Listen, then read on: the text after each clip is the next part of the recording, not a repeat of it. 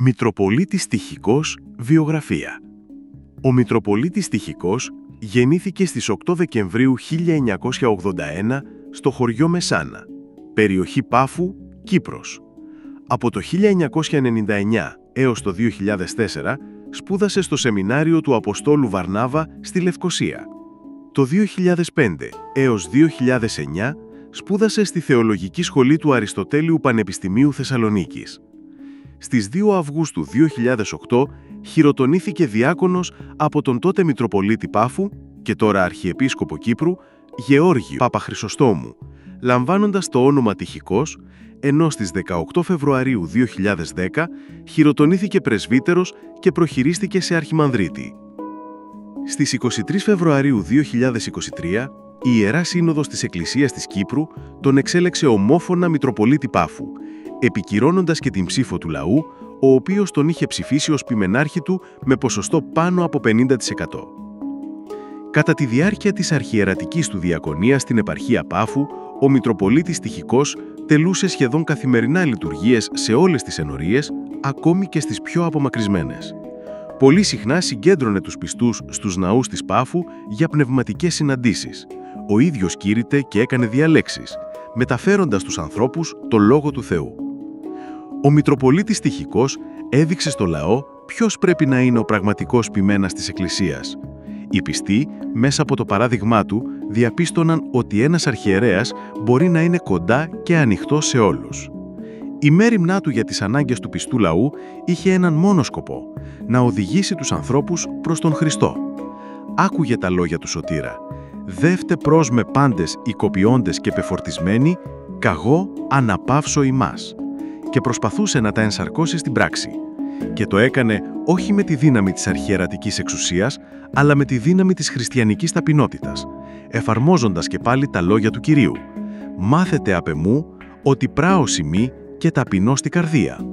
Όπως είναι φυσικό, ο διάβολος που φθονεί τους ανθρώπους και τα έργα του Θεού δεν άφησε απείραστο τον καλό ποιμένα της Εκκλησίας της Πάφου. Έτσι, 2 χρόνια αργότερα, στις 22 Μαΐου 2025, ο Αρχιεπίσκοπος Κύπρους Γεώργιος κατόρθωσε με μεθοδεύσεις και η Ιερά Σύνοδος της Εκκλησίας της Κύπρου, με μικρή πλειοψηφία, εκθρόνησε το Μητροπολίτη Τυχικό από την έδρα της Πάφου. Η απόφαση ελήφθη σε συνοπτική διαδικασία και με εμφανείς παραβιάσεις των ιερών κανόνων και του καταστητικού της Κυπριακής Εκκλησίας, περιφρονώντας την εκκλησιαστική τάξη. Οι κατηγορίες που διατύπωσε ο Αρχιεπίσκοπος Γεώργιος ήταν οι εξής: βάπτιση προτεστάντων. Ο Μητροπολίτης, ακολουθώντας την εκκλησιαστική ακρίβεια, φέρεται να πρότεινε το μυστήριο του βαπτίσματος σε όσους αιρετικούς επιθυμούν να ενταχθούν στην Ορθοδοξία και όχι μόνο το χρίσμα. Άρνηση μανέων, του καταλογήθηκε ότι αρνείται να τελεί γάμους μεταξύ Ορθοδόξων και χριστιανών άλλων δογμάτων, παρά το γεγονός ότι στην επαρχία Πάφου τελέστηκαν τη διετία που είναι αυτός Μητροπολίτης 38 τέτοιοι γάμοι. Ρητορική εναντίον του Πάπα Ρώμης. Κατηγορήθηκε ότι αποκάλεσε τον Πάπα αιρετικό. Άρνηση υποδοχής από το Βατικανό. Του προσάπθεται ότι αρνήθηκε να δεχθεί στην Πάφο την τιμία κάρα του Αποστόλου Παύλου από τη Ρώμη, προκαλώντας την οργή του Αρχιεπισκόπου Γεωργίου, ο οποίος είχε ήδη προβεί σε συνομιλίες επί αυτού με εκπροσώπους του Βατικανού. Εγγενίασε ναό προς τιμή μη επισήμως αγιοκαταταχτισμένου κληρικού του πατρός Νεκταρίου Βιτάλη. Χειροτώνηση μη μνημονεύοντος ιερέα, του προσάφθεται ότι χειροτώνησε ιερέα, ο οποίος στη συνέχεια μετέβη στην Ελλάδα και δεν μνημόνευε τον τοπικό αρχιερέα, αλλά μόνο τον Μητροπολίτη Τυχικό. Διοικητικές παραλήψεις. Σύμφωνα με τηλεοπτικές δηλώσεις του Αρχιεπισκόπου Γεωργίου, υπήρχαν παράπονα για έλλειψη διοίκησης και διαπημένσεως της Μητροπόλεως λόγω υποτιθέμενης ανεπάρκειας του Μητροπολίτη. Είναι ενδιαφέρον ότι χρησιμοποιήθηκαν όλα τα διαθέσιμα μέσα, εκκλησιαστικά και κοσμικά, εναντίον του Μητροπολίτη της Πάφου. Το Υπουργείο Παιδείας, Πολιτισμού και Αθλητισμού της Ελλάδας έδειξε ενδιαφέρον, ενώ συστηματική εκστρατεία δυσφήμισης στα μέσα ενημέρωσης ξεκίνησε πριν από την επίσημη δίκη. Εκπλήσει που ανάμεσα στα επιλήψιμα που παρουσιάστηκαν από τα ΜΜΕ συγκαταλέγονταν και η προσευχή πριν το φαγητό. Το γεγονός ότι ο Μητροπολίτης σύστησε να γίνεται προσευχή πρώτου φαγητού και να σταυρώνουμε το φαγητό, κάποιοι το θεώρησαν μεσαιωνική συμπεριφορά αρχιερέα. Φυσικά, για έναν Ορθόδοξο χριστιανό, μια προσευχή πριν το φαγητό είναι κάτι το αυτονόητο. Όσο για τις υπόλοιπες κατηγορίες, πολλές φαινομενικά γελίες και οι υπόλοιπες αβάσιμες δεν έχουν καμία ουσιαστική βάση. Ας εξετάσουμε κατά σειρά. Βάπτιση αιρετικών και προτεσταντών. Πράγματι, ο Μητροπολίτης Τυχικός θεωρεί ότι η Εκκλησία είναι μόνο μία και ότι τα μυστήρια μπορούν να τελούνται μόνο ενός της μίας Εκκλησίας. Αλλά αυτή ήταν η άποψη όλων των πατέρων της Εκκλησίας, καθώς και ορθοδόξων πατριαρχών, επισκόπων, ιερέων και θεολόγων. Για παράδειγμα, όταν στα μέσα του περασμένου αιώνα προσήλθε στον Οικουμενικό Πατριάρχη Άνθιμο ο διάσημος Αγγλικανός επίσκοπος William Palmer και ζήτησε να εισέλθει στην Ορθοδοξία, ο Οικουμενικός Πατριάρχης Κωνσταντινουπόλεως Άνθιμος απέτησε από τον Πάλμερ να βαπτιστεί στην Ορθόδοξη Εκκλησία, καθώς θεωρούσε το αγγλικανικό βάπτισμα άκυρο. Επομένως, αν πρόκειται να κατηγορηθεί γι' αυτό ο Μητροπολίτης Τυχικός, τότε θα πρέπει να κατηγορηθεί και ο Οικουμενικός Πατριάρχης Άνθιμος. Το ίδιο πρότεινε και ο μεγάλος κανονολόγος της Εκκλησίας μας, ο Άγιος Νικόδημος Αγιορείτης. Μήπως πρέπει και αυτό να τον τιμωρήσουμε? Γάμοι μεικτών δογμάτων. Το να ισχυρίζονται ότι αρνήθηκε γάμους Ορθοδόξων με ετεροδόξους, αιρετικούς, είναι σαφής και σκόπιμη συκοφαντία, αφού στην επαρχία Πάφου τελέστηκαν τη διετία 2023-2025 38 τέτοιοι γάμοι. Ο παπάς είναι αιρετικός. Όλοι οι πατέρες επί αιώνες και όντις εκκλησιαστική παράδοση επί αιώνες θεωρούσαν ότι η Ρώμη απομακρύνθηκε από την ενότητα με την Ορθοδοξία και έπεσε στην αίρεση. Αυτές είναι λέξεις Άγιος Μάρκος ο Ευγενικός. Εμείς διουδέν άλλο απεσχίστημεν των Λατίνων, αλλά διότι είναι όχι μόνον σχισματικοί, αλλά και αιρετικοί. Δια τούτο σας παρακαλώ, αποφεύγετε τους παπικούς, όπως φεύγει κάποιος από φιδιού και από προσώπου πυρός, αλλά και τους Ορθοδόξους που σχετίζονται με παπικούς. Όσο πιο μακριά φεύγει κανείς από αυτούς τους Ορθοδόξους, τόσο πιο κοντά έρχεται στους Αγίους Πατέρες. Ενώ όσο πιο κοντά τους έρχεται, τόσο πιο πολύ απομακρύνεται από τους Αγίους μας. Δεν χωρεί καμία συγκατάβαση σε ό,τι έχει σχέση με την Ορθόδοξη πίστη μας. Υπάρχουν πολλαπλές αναφορές τέτοιων θέσεων. Επομένως, πριν κατηγορήσουν το Μητροπολίτη Τυχικό, θα πρέπει να απαγορευτεί η ανάγνωση των πατέρων της Εκκλησίας. Από την άλλη πλευρά, θέλουμε να απευθύνουμε ένα ερώτημα στον Αρχιεπίσκοπο Γεώργιο. Εάν ο παπάς δεν είναι αιρετικός, τότε μπορώ εγώ και όλη μου η οικογένεια να ασπαστώ τον καθολικισμό? Η κάρα του Αποστόλου Παύλου. Στην ίδια κατηγορία υπάγεται και η άρνηση για την άφιξη της τιμίας κάρας του Αποστόλου Παύλου. Ο Μητροπολίτης Τυχικός δεν ήθελε να συμμετάσχει επειδή θα έπρεπε να έχει λατρευτική κοινωνία, συμπροσευχή, με καθολικό καρδινάλιο, κάτι που απαγορεύεται ρητός από τους Ιούς Κανόνες και θα προκαλέσει σύγχυση στους απλούς πιστούς. Τιμή προς μη επίσημα αγιοκαταταγμένον Άγιο. Αυτή η κατηγορία είναι τόσο συκοφαντική όσο και εκπληκτικά μη χριστιανική. Μήπως τιμούμε τους Άγιους μόνο μετά από επίσημη απόφαση της Εκκλησίας? Διότι την αγιότητα την χαρίζει ο Θεός, όχι η απόφαση της Ιεράς Συνόδου. Για παράδειγμα, με ποια απόφαση συνόδου έγινε Άγιος ο Μεγαλομάρτυρας Παντελέημον ή ένας τόσο σημαντικός Άγιος για την Κύπρο, όπως ο Νεόφυτος ο Έγκλειστος? Ακριβώς γι' αυτό, σύμφωνα με τον διδάκτορα του κανονικού δικαίου και νομικό δικηγόρο Παραρείο Πάγο, πρωτοπρεσβύτερο Λάμπρο Φωτόπουλο, πολλοί επίσκοποι της Ελλάδας και της Κύπρου τιμούσαν Άγιους πριν την επίσημη αγιοκαταταξή τους. Δεν χρειάζεται να κάνεις να ψάξει μακριά, ακόμα και ο ίδιος ο Αρχιεπίσκοπος Γεώργιος, όταν ήταν Μητροπολίτης Πάφου, έκανε το ίδιο. Τίμησε τη μνήμη Άγιου πριν αγιοκαταταχθεί επίσημα, κάτι για το οποίο πρόσφατα τον κατέκρινε Κύπρια δημοσιογράφος. Ξέχουν πει ότι μα γιατί αυτό αποτέλεσε λόγο για την παύση του, γιατί και ο Γεώργιος, δηλαδή εσείς το 8 είχατε εγκαινιάσει ένα ναό αφιερωμένο στον Άγιο Εφραίμ Νέας Μάκρης πριν ακόμη αγιοκαταταχθεί επισήμως. Δεν έκανα κανένα. Γιατί τα λένε, αν δεν είσαι, από πού τα βρίσκουν? Όταν πεις κάποια πράγματα, σε κάποια θα κολλήσει. Επιπλέον, πριν την επίσημη αγιοκατάταξη του Αγίου Ιακώβου Τσαλίκη, τον τιμούσε στην επαρχία του ο Μητροπολίτης Μόρφου Νεόφυτος. Το ίδιο συνέβη και με τον πατέρα Σάβο Αχιλλεών.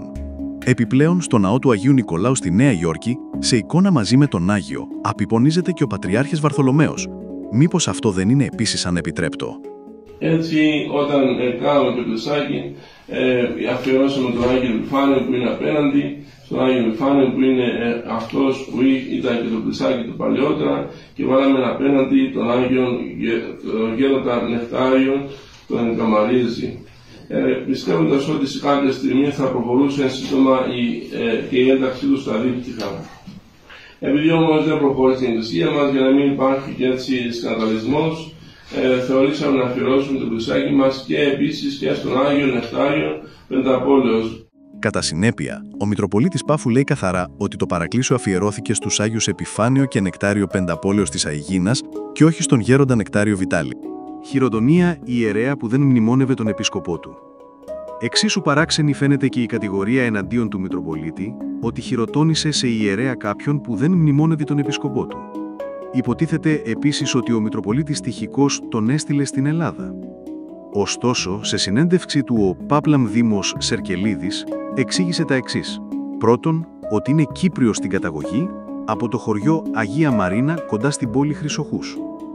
Δεύτερον, ότι ο Μητροπολίτης Τυχικός δεν ήθελε να τον αφήσει να φύγει για την Ελλάδα, αλλά ο Πάπλαμ Δήμος αναγκάστηκε να αναχωρήσει για οικογενειακούς λόγους. Τρίτον, ότι όταν τελούσε τις ιερές ακολουθίες στην Κύπρο, ο Πάπλαμ Δήμος δεν παραβίαζε κανέναν ιερό κανόνα, αφού μνημόνευε κανονικά τον τοπικό του επίσκοπο, δηλαδή τον Μητροπολίτη Τυχικό. Από την άλλη, φέρει άραγε ευθύνη ένας αρχιερέας για έναν ιερέα που έφυγε από τη δικαιοδοσία του? Μπορεί να τιμωρείται ένας επίσκοπος ακόμη και για ατυχείς πράξεις των ιερεών του? Αν ήταν έτσι, τότε κανείς από τους επισκόπους δεν θα μπορούσε να παραμείνει στον θρόνο του. Θυμηθείτε έστω την υπόθεση της Μονής του Αγίου Αββακούμ, του οποίου ο επίσκοπος παρεμπικτόντος ψήφισε υπέρ της απομάκρυσης του Τυχικού. Κακή διοίκηση της Μητρόπολης. Και η τελευταία κατηγορία, περί κακής διοίκησης της Μητρόπολης, δεν αντέχει σε καμία σοβαρή κριτική. Διότι ο Μητροπολίτης Τυχικός, μέσα σε 2 χρόνια διακονία στη Μητρόπολη Πάφου, την οποία παρέλαβε με τεράστια χρέη, κατάφερε να αποκαταστήσει την ομαλή λειτουργία όλων των δομών της Μητροπόλεως. Τελικά, τα έσοδα της Μητροπόλεως για το έτος 2024 ξεπέρασαν το 1 εκατομμύριο ευρώ. Αυτό θεωρείται κακή διοίκηση? Και ούτε καν αναφερόμαστε στην πνευματική ζωή της επαρχίας, γιατί γι' αυτή καλύτερα και από τα λόγια μαρτυρά η αγάπη του λαού προς τον Μητροπολίτη Τυχικό, όχι μόνο των πιστών της Πάφου, αλλά και εκείνων που δεν τον έχουν γνωρίσει ποτέ προσωπικά. Και να μια μαρτυρία από τον ιερέα, Ιεραποστόλου και κήρυκα του Ευαγγελίου Παπα-Νικολάου. Ο Τυχικός είναι ένα αρνί του Θεού και γι' αυτό σιωπηλά τραβάει τον δρόμο του και όποιος τον βοηθήσει και τον στηρίξει σε αυτόν τον αγώνα του, βλέπετε ότι και ακόμα οι φίλοι του δεν μιλάνε. Κανείς δεν μιλάνε. Κανείς δεν μιλάει. Εγώ λοιπόν, επειδή είδα 5 μέρες τι είναι Τυχικός, δεν μπορώ να τον αφήσω χωρίς να πω 2 λόγια. Επίσης, ειδού και τα λόγια στήριξης του Σάββα του Αγιορείτη. Τους λένε πανιερότατος Πάφου, Τυχικός, είναι και αυτός μακάριος, διότι διώκεται επειδή ακριβώς είναι Ορθόδοξος. Επειδή μιλούσε και έγραφε κατά του οικουμενισμού, κατά του παπισμού, έτσι, κατά των αιρέσεων, κατά της γιόγκα, και δεν δέχτηκε τους παπικούς στη Μητρόπολη του, προς τιμή του. Έτσι, αν εξετάσουμε την ουσία των κατηγοριών που απευθύνονται στο Μητροπολίτη Τυχικό, μπορούμε να καταλάβουμε ότι θα μπορούσαν να απευθυνθούν σε πολλούς μοναχούς του Αγίου Όρους και σε σημαντικό μέρος της ιεραρχίας της Ορθόδοξης Εκκλησίας. Ο Μητροπολίτης Τυχικός είναι αυστηρός στην πίστη, γιατί τη σέβεται βαθιά και δεν μπορεί να παραβλέψει τους ιερούς κανόνες της Εκκλησίας. Ακριβώς για αυτή την αρχή υπέστη και έγινε θύμα μιας τυπικής εκαθάρισης. Γιατί μπορούμε να το ονομάσουμε ακριβώς εκαθάριση? Έλλειψη κατάλληλου εκκλησιαστικού δικαστηρίου. Στο επίσημο έγγραφο έφεσης, εκλήτων, του Μητροπολίτη Τυχικού στο Οικουμενικό Πατριαρχείο, σημειώνεται ότι δεν συστάθηκε ανακριτική επιτροπή, δεν διορίστηκε ανακριτής, δεν διενεξάχθηκαν ανακρίσεις, δεν κλήθηκαν μάρθυρες, δεν συντάχθηκε κατηγορητηρό και δεν εκδόθηκε επίσημη καφοκούση. Δεν του δίνουν τα έγγραφα για τα οποία τον κατηγορούν. Όλα όσα συνέβησαν είχαν χαρακτήρα εμπαθούς διοικητικής καταδίωξης, στερημένης της στοιχειωδών χαρακτηριστικών δικαιοσύνης και διαφάνειας. Παραβίαση κανονικών και διεθνών κανόνων. Στην εκλήτω προσφυγή τονίζεται ότι στην υπόθεση του Τυχικού, η Σύνοδος παρέβλεσε το σύνολο σχεδόν των διατάξεων της εκκλησιαστικής δικονομίας της Εκκλησίας της Κύπρου, ήτι άρθρο 7, 14, 79 του Χου Κουκ και άρθρο 2, 3, 6, 7, 11, 13, 14, 15, 16, 17, 21, 31, 33, 40 του παραρτήματος του Καταστατικού Χάρτη και άρθρο 6 της Ευρωπαϊκής Σύμβασης για τα Δικαιώματα του Ανθρώπου, που εγγυάται το δικαίωμα σε δίκαιη δίκη. Δεν πρόκειται μόνο για εσωτερική εκκλησιαστική διαμάχη, αυτό αποτελεί πρόκληση προς νομικούς και ηθικούς κανόνες που αναγνωρίζονται από την διεθνή κοινότητα. Επίσης, σημειώνουμε ότι υπέρ του Μητροπολίτη Τυχικού έχουν συγκεντρωθεί πάνω από 7.000 υπογραφές, ενώ οι δημοσκοπήσεις που διεξήχθησαν από κυπριακούς τηλεοπτικούς σταθμούς δείχνουν ότι περίπου το 65% του λαού τάσεται κατά της καθαίρεσής του. Δεν πρόκειται για τοπική σύγκρουση ή παράπονο μιας μικρής ομάδας. Είναι μια ανοιχτή κοινωνική δυσαρέσκεια που η Σύνοδος αγνόησε. Ο αντιδήμαρχος Γεροσκήπου, Ανδρέας Σικικής, χαρακτήρισε τα γεγονότα ντροπή, δηλώνοντας ότι ο Μητροπολίτης υπέστη σιγή και ήσυχο σταύρωμα. Κατά τα λόγια του, η απόφαση είχε ληφθεί εκ των προτέρων, χωρίς να ληφθούν υπόψη τα επιχειρήματα του τυχικού και χωρίς να του δοθεί η ευκαιρία να υπερασπιστεί τον εαυτό του. Σχεδόν οι μισοί από τους ιεράρχες της Ιεράς Συνόδου, συμπεριλαμβανομένων των Μητροπολιτών Μόρφου και Λεμεσού, εξέφρασαν τη διαφωνία τους με την απόφαση έκπτωσης του τυχικού. Ταυτόχρονα, θεολόγοι και δημοσιογράφοι της Κύπρου επισημαίνουν τα διπλά μέτρα και σταθμά, ενώ άλλοι, πιο ριζοσπαστικοί εκκλησιαστικοί παράγοντες, όπως ο ίδιος ο Μητροπολίτης Μόρφου, συνεχίζουν τη διακονία τους, ο Μητροπολίτης Τυχικός καταδικάστηκε χωρίς επαρκή αιτία και χωρίς να τηρηθούν οι στοιχειώδεις διαδικασίες. Ο Μητροπολίτης Τυχικός υπέβαλε έφεση. Δεν πρόκειται απλώς για διαμαρτυρία, είναι απέτηση δικαιοσύνης βασισμένη στο καταστατικό της Εκκλησίας και στο διεθνές δίκαιο. Επιμένει στην εφαρμογή της δέουσας διαδικασίας, υπερασπεζόμενος το κανονικό και νομικό δικαίωμα να ακουστεί. Πρόκειται για αντίσταση στον αυταρχισμό εντός των εκκλησιαστικών δομών. Εάν ένας Μητροπολίτης μπορεί να καθερευθεί χωρίς δίκη, χωρίς ακρόαση, χωρίς αποδείξεις, τότε τίθενται σε κίνδυνο οι βάσεις της εμπιστοσύνης προς την εκκλησιαστική ιεραρχία.